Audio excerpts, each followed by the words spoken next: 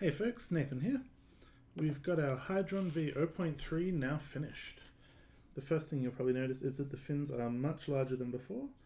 This here is the size that they used to be, so putting it up next to it you can see it's a significantly larger fin.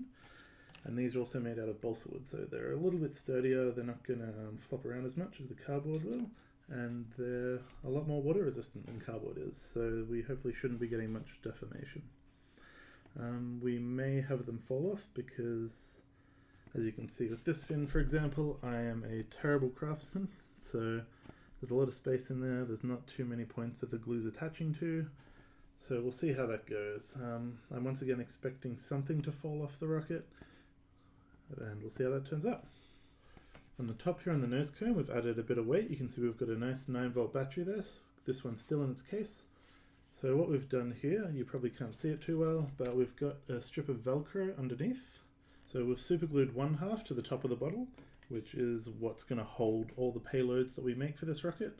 And then whatever we're going to chuck in there, we're going to super glue Velcro to the other side of it and just stick it on. So that means that it's nice and sturdy.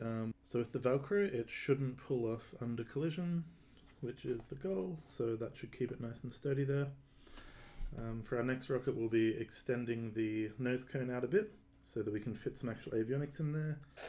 I've got that breadboarded and working, so I'm not sure if I'm just going to throw the breadboard in with a 9-volt battery or if I'm going to actually make a small PCB for it, but we'll see how it turns out.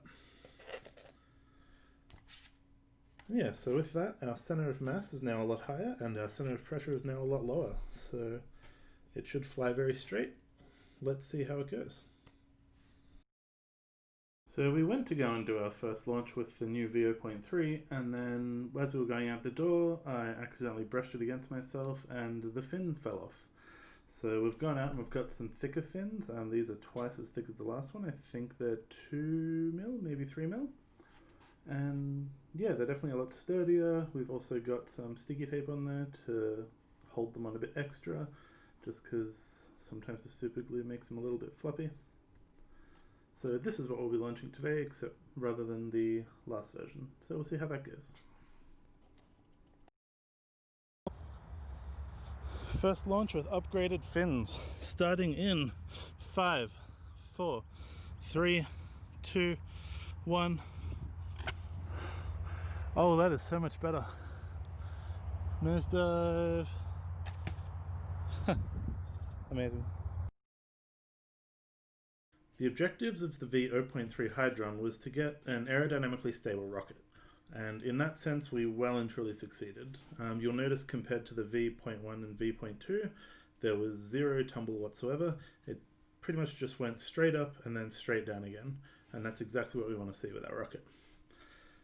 Currently there's no parachute system, so it just sort of dropped like a rock, and we'll go into what that led to. We can see as the rocket came down, it clipped a tree towards the bottom of the descent, and we ended up losing a fin from that. You can see it in the video if we go into slow motion, there's something falling off the rocket, and we've got a short video here of the aftermath of how that looked like. Fortunately, it was a very easy repair, so it's already back up and running. Jump over here, we have our 3 fins attached again. This has been attached with Loctite, so it's on a lot better than just standard superglue was, and I'll probably end up redoing some of these as well. We'll see how it goes. For V0.4, we'll be extending our payload bay here and chucking on our first parachute.